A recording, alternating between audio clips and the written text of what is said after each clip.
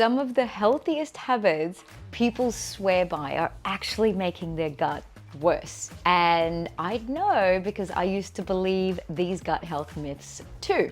And even as a university trained clinical nutritionist, it took years in clinic and a lot of research before I unlearned them myself.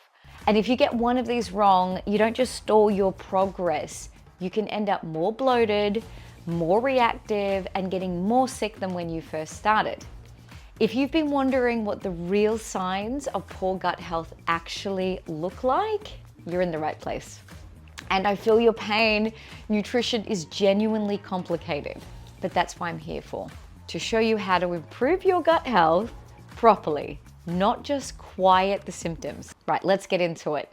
Myth 1, restricted diets fix the problem. Now, I've learned that it actually causes long-term and sometimes irreversible damage to the gut microbiome. And let me explain. This is something I see in clinic a lot. Someone comes in, they've cut out half their fridge, they've gone carnivore or low FODMAPs, loads of foods are gone. The healthy ones too, the legumes, the onions, the spices, because their symptoms have quietened down for now. And honestly, I get it. You were taking out the foods that were upsetting you and you got some relief. So of course you think that this is actually finally healing your gut. Here's the part the Instagram wellness influencers won't tell you. Taking the load off the gut isn't the same thing as fixing it. When your gut is genuinely struggling, a restricted diet is a bit like stopping traffic so the potholes on the road can get fixed. And yes, stopping the traffic does help in the short term because it gives you the space to do the work to fix the actual problem. But a quiet road doesn't fix the potholes, right? So the underlying issues are still there. And when the foods come back in, you start reacting again. And here's the raw truth. A lot of the time you'll react more than you did before because you've slowly starved the very beneficial microbes that broke those foods down in the first place. They eat what you eat, and they are the same ones that are there to protect you and your body, especially your all-important birth microbes.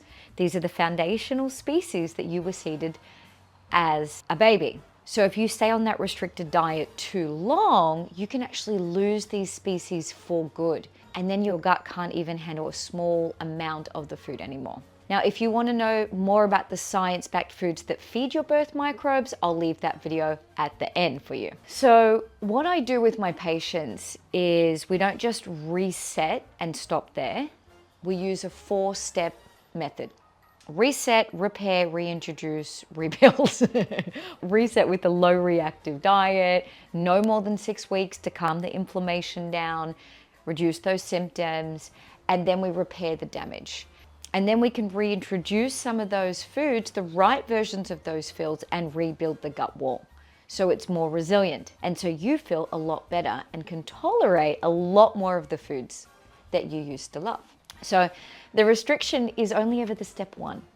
And I'll show you exactly how to get on that pathway in a minute. So moving on to myth 2.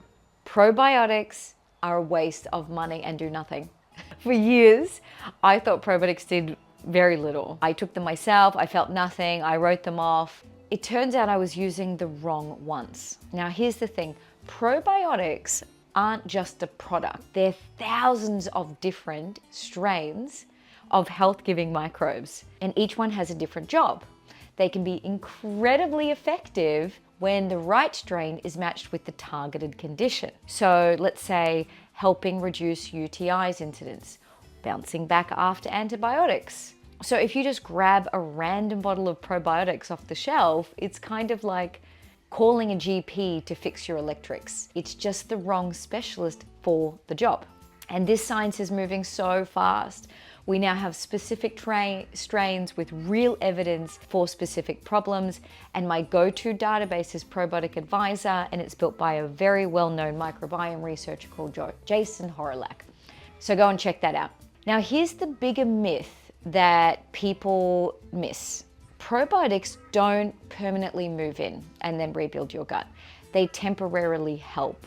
the ecosystem for a while.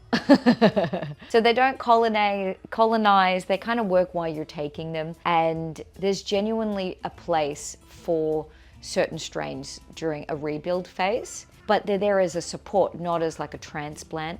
So they can't bring back the species that you've lost. That's why this is so important. And if you notice this pattern already, nearly everything you've been told, cut that out, cut this out, add this, it's only ever half of the story. The real fix is not one thing. I wish it was. But keep that in your back pocket, because this next myth trips so many people up. And you've heard it 1,000 times, and it can quietly make you feel so much worse. Myth 3. Just eat more fiber and your gut will improve. So yeah, I wish it was that simple. But for a lot of people, the right fiber does help. But if fiber does leave you uncomfortable and bloated and gassy, piling on more is honestly the worst thing that you can do.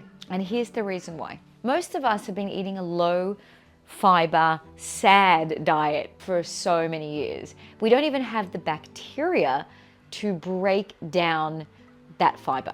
So the moment you flood your gut with it, you're going to react. And there's some conditions where more fiber actively makes things worse, because different fibers feed different bacteria, a bit like different fertilizers for different plants, right? So if you've got bacteria overgrowth in the wrong place, like SIBO, where they've crept up to your small intestine, then piling on more fermentable fiber feeds the overgrowth exactly where you don't want it to be. So in that case, it's not about more fiber. It's also the right fiber in the right order, and sometimes it's actually about taking a break, calming things down. And then you add the fiber back, low and slow. Sometimes for people it can be very tiny amounts. And start with, say, a low reactive, gentle soluble fiber, something like flax seeds or chia. It's far kinder on a sensitive gut than, say, a raw giant salad, for example. And if specifically beans, grains, nuts bloat you, then preparing them the traditional way can make a world of difference. And I've mapped that out in a Prep Like a Pro cheat sheet. It's linked below, because my patients, it's genuinely helped my patients get back to eating the foods they love. Now coming up, I'll explain why food intolerances can be turned around. But quickly tell me in the comments what food bloats you the most. Because if it's something like legumes or raw veg or onions, and then you've also started reacting to more foods over time, and maybe you've got some symptoms like headaches or skin flare-ups, or you just seem to be getting sick a lot more, that's usually a sign that your gut health is compromised, and it does not fix itself. And if you left alone, the list of foods you can't tolerate only gets longer. Now, one of the best ways to see exactly what's going on is with a gut microbiome test. They're worth every cent, but they can send you back $400 or $500. So for those of you who want a clear path forward, but without the price tag, I've created a 4R gut reset and repair protocol. It walks you through the whole thing. It's a step-by-step process. You get the roadmap, the meals, the shopping lists, all of it. It's built for busy people. If you're tired of guessing, the link is in description. Go and check it out. Myth 4, supplements are a marketing gimmick. We can get all of our nutritional needs from food. I used to believe this wholeheartedly. In fact, it took me 3 years into my degree before I was even open to supplements.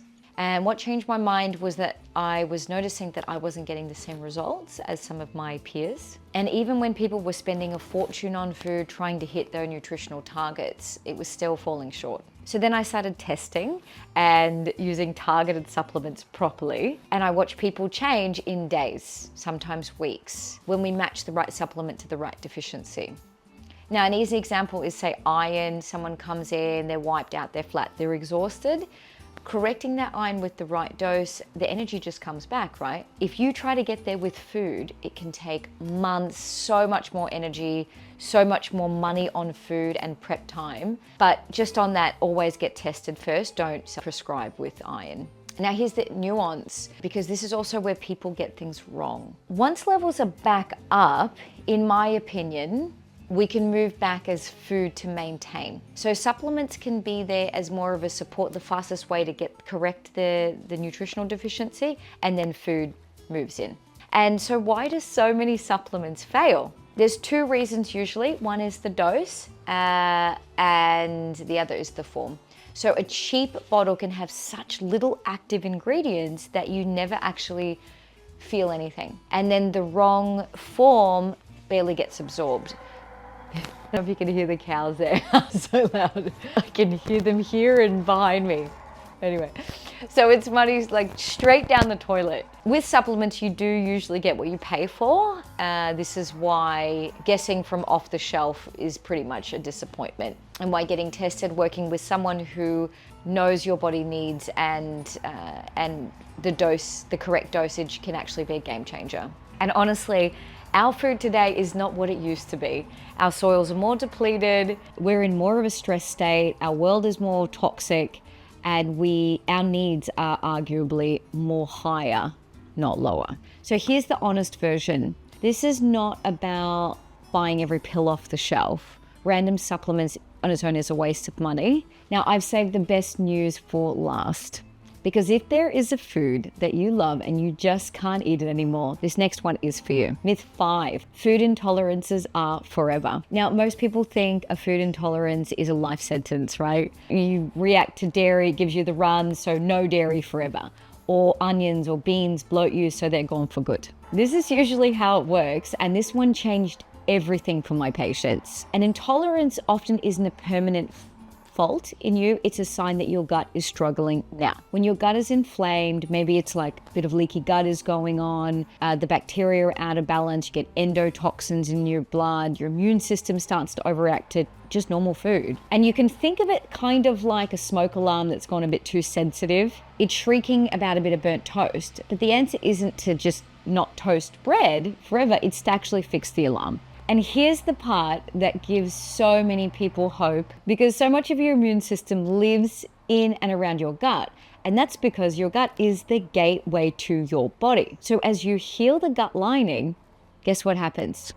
Once you heal the leaky gut, you rebuild the good bacteria, your immune system stops being hypervigilant. It stops treating every meal like a threat. And once your immune system isn't on high alert anymore, you can start to then tolerate the foods that used to set you off, generally speaking. Now, an honest caveat here is that a true food allergy is different. That's your immune system treating a food as genuinely dangerous, and you never introduce allergenic foods on your own. But yeah, everyday intolerances, the bloating, the reactions to foods you used to enjoy, these can ease up, generally speaking, once the gut is repaired. So no, you're probably not broken. Your gut just needs some work. Now tell me in the comments, what's the one food that you wish you could have back? Now, if this video helped you, even with one thing, help me show up for you every single week by leaving a comment, giving a quick like. This genuinely helps me make these videos for people who are tired of misinformation. So there you are, 5 gut health myths I had to personally let go of. And you'll notice that there's a thread running through them all. Restriction, probiotics, the fiber, the supplements, the intolerances. Not one of them is the magic bullet on its own. They work when you reset, you repair, you start rebuilding your gut. Now, if you want to feed those protective birth microbes back the right way, here's my talk on the best foods to feed them. Watch them before your next shop. And until next time, love your guts.